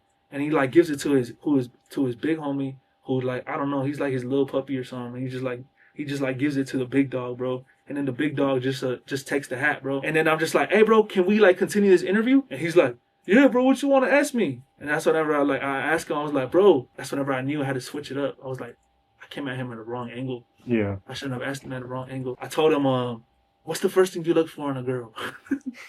You know what I'm saying? Or like, what's the most romantic thing you've ever done with a girl? It kind of like switched up his entire mentality from like, oh shoot, like this isn't about fighting. This is about like something emotional or something. And he starts like almost crying on the interview. Yeah.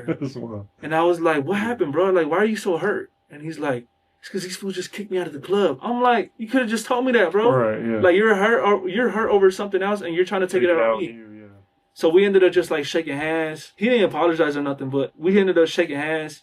And then I ended up running that video back, and I did see that dude in the comments, the AP guy, and they're like, oh, is that AP in the back? I'm like, oh, okay, that it was probably his friend. You know what I'm saying? Yeah. These was all connected. But he didn't know. AP probably don't know me. But yeah, it's crazy to see, bro. Small world, you know what I'm saying? I still to this day I still don't know who the Fresno dude is. Did you know who was recording that, or did they take a clip from one of your videos? No. It was actually my girl that was recording that. Oh, okay. That's why like I low-key don't want her to record for me no more. Yeah. Because I'm just like I don't want to put her in those scenarios. Yeah, I feel that. You know what I'm saying? So that day, bro, I keep my relationship private. Yeah. So that day, I made the mistake of bringing my girl, and I also made the mistake of interviewing drunk people while not having security. Bad idea. So now, 44 Vato, if he ever does any more drunk interviews, he will have security with them. Good idea. That still won't happen again, bro. Bozo, when I interviewed him, he said he could see the potential for in the future there being peace between the northern and the southern rappers or some. If someone goes mainstream. If someone goes mainstream? Like if a northern or southern rapper goes mainstream. He's not saying there will be peace, but he's saying he thinks it could be potential. Yeah. What do you think? So it'd be kind of like YG and Nipsey. Type, yeah. You know, it'll be very, very hard. And the only reason why is because there's been a lot of southern rappers that have went out there and it feels like the industry just blackballs them and puts them on the shelf because they're southerners and because they're too hood. You see what they're doing to Lefty right now, bro. Even though he got on one of the biggest songs of the entire year, they're still treating bro like he's an upcoming rapper. You know what I'm saying? He kind of does it to himself though. He kind of does it to himself. You know, I think that Lefty, he just needs to get rid of that drug problem, bro. Yeah. And I don't know if anybody has told him that, but somebody needs to tell him that. And if somebody hasn't told him that, let it be 44 Vato, bro. Lefty, bro, you got to get off the drugs, bro. Otherwise, you're just not gonna be successful.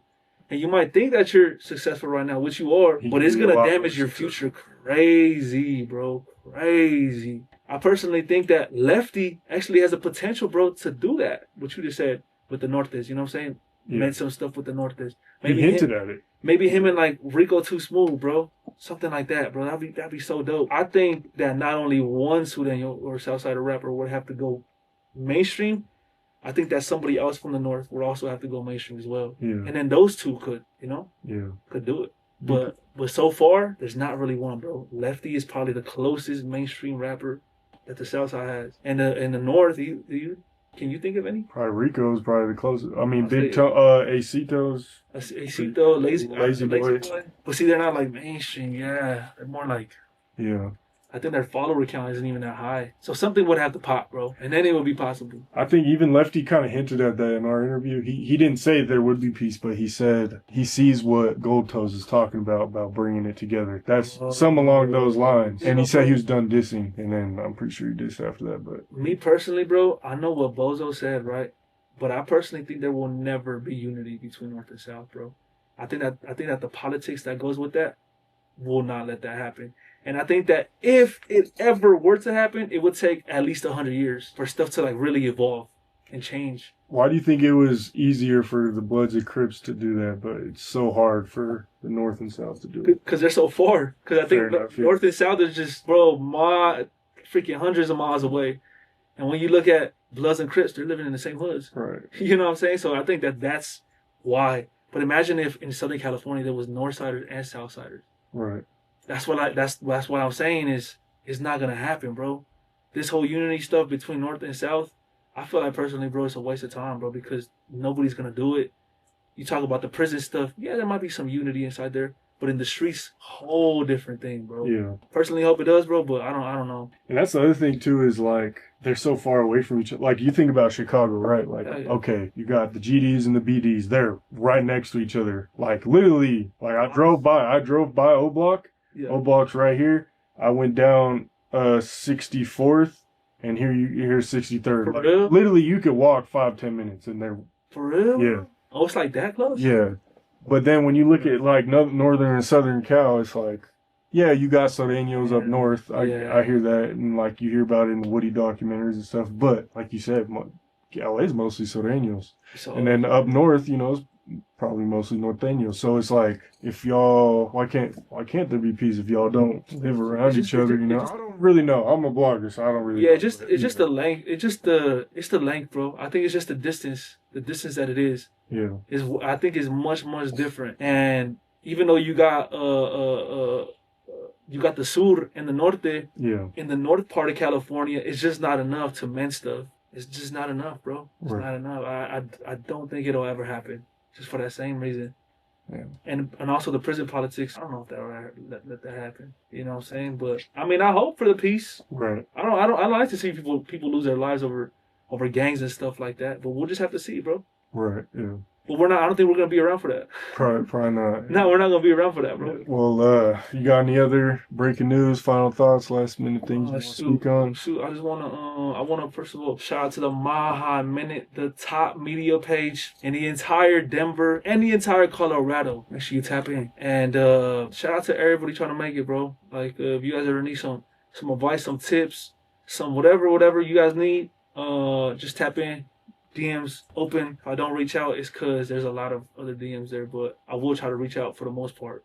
So I appreciate you having me on, bro. No problem. Appreciate you. For sure. Appreciate it. Make sure y'all go follow 44 Vato on everything: Instagram, X, TikTok, all that. Links will be in the description of this interview. YouTube. Hit that like button. Comment down below the biggest gem you picked up from 44 Vato. Let us know in the comments how you're feeling about the interview. Hit that subscribe button. Hit that bell button to stay notified when all latest news drops. Yes, sir. Maha, #1 blog in the universe. We out.